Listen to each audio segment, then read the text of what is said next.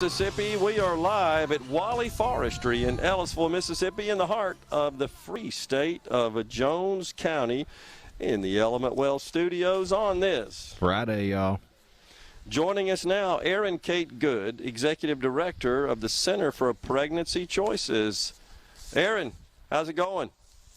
Hey, doing just fine. It's going well. Glad to see you're in my home county. I'm a Jones County native. That's right. That's right. I'm glad you reminded me of that. I knew you were from the county, and appreciate you pointing that out. So we wanted to have you on the program today to talk about a particular legislative measure, HB 1685.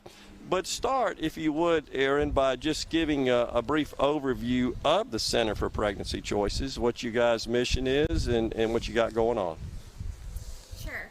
The CPC is the connection point in our community from the resources and the support of the pro-life community, individuals and churches and other organizations that support women, and the women in our community who are actually considering abortion, who are at risk for abortion. Every week in Jackson, there's over 61 abortions performed, and at the CPC, we're able to reach out to women so that they have the hope and the help that they need so that they don't go there. We want to eliminate the need for abortion in Mississippi. Gotcha. Appreciate that. All right, so tell us about HB 1685. This bill actually deals with tax credits. Tell us what you're looking to get done here. Sure. We know that the Supreme Court is going to make a major ruling this summer with the Dobbs case, and we see that the whole country is looking at the states to see what support is available for women who are facing unplanned pregnancies. If we restrict access and limit access to abortion, there's going to have to be support available for those women if they can't get abortions, and pregnancy centers across the state are that support. We are providing that support already, but we're going to need more resources than ever.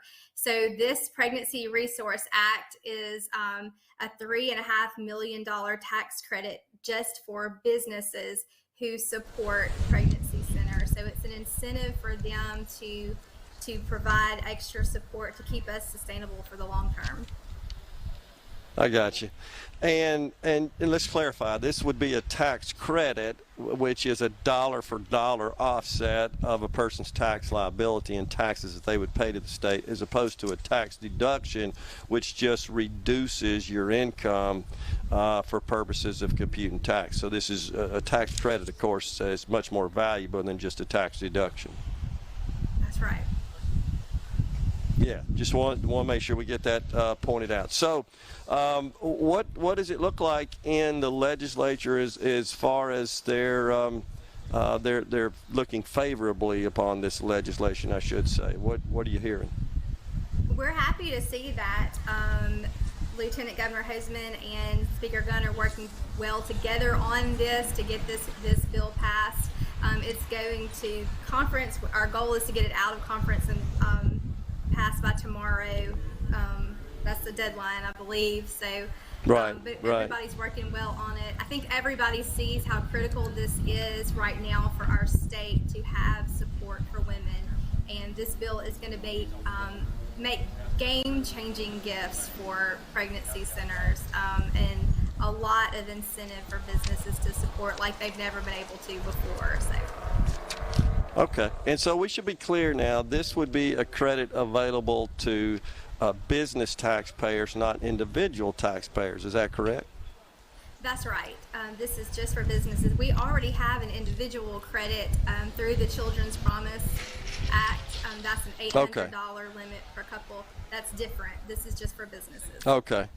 Okay, great. Appreciate that. I wasn't sure if you guys had that as well. I know I'm aware of a couple of other organizations that also have special carve-out credits like that, charitable organizations and not-for-profit organizations as well. So have you heard anything from, or have you talked at all, I guess I should say, to the business community, to the private sector? Have they given you any kind of input or sense of their support for this? Yes, actually we have a lot of businesses that are really helping us to to support this because they do see the impact that it can make. We have donors who are businesses already, but they can make larger gifts and they can encourage more people to give when there's this incentive. It does free up a lot of dollars for us, and so all of the business owners that I've talked to are very favorable, very supportive.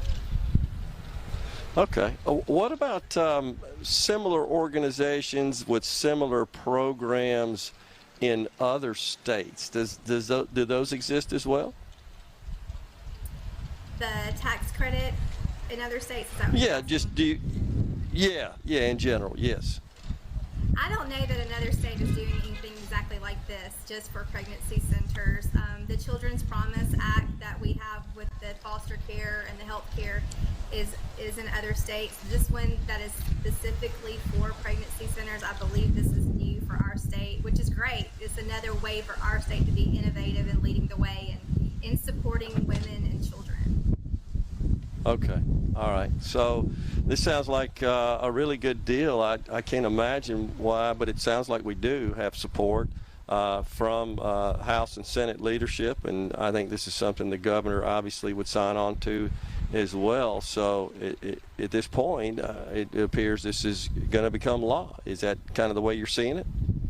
We're hopeful. We're hopeful to see it cross the finish line and to be able to celebrate this innovative thing that Mississippi is doing to support life.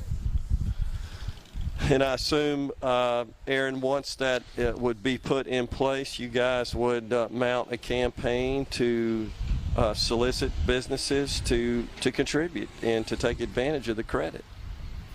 That's right. One great thing about this I didn't mention is that all of the pregnancy centers in the state of Mississippi, there's 37, would qualify already because we qualify for the Choose Life tag. So we're already very thoroughly vetted by that program.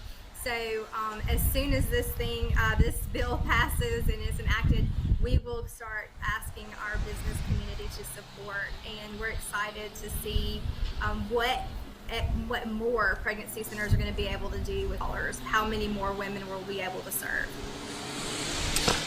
Erin, how do you see this tying in, if at all, with this upcoming case that will be before the Supreme Court, known as the Dobbs Case, originated here in the state of Mississippi, filed by our Attorney General's office? How do these two situations connect? Well, this is our proof that our state is prepared to take care of women who do have unplanned pregnancy. Unplanned pregnancies aren't going away if Roe versus Wade is overturned. That's always going to be an issue, and we have to have women, we have to have support for women. And this is the public and the private sector coming together to solve this problem. And so it very much is sending a signal to the nation that we're prepared.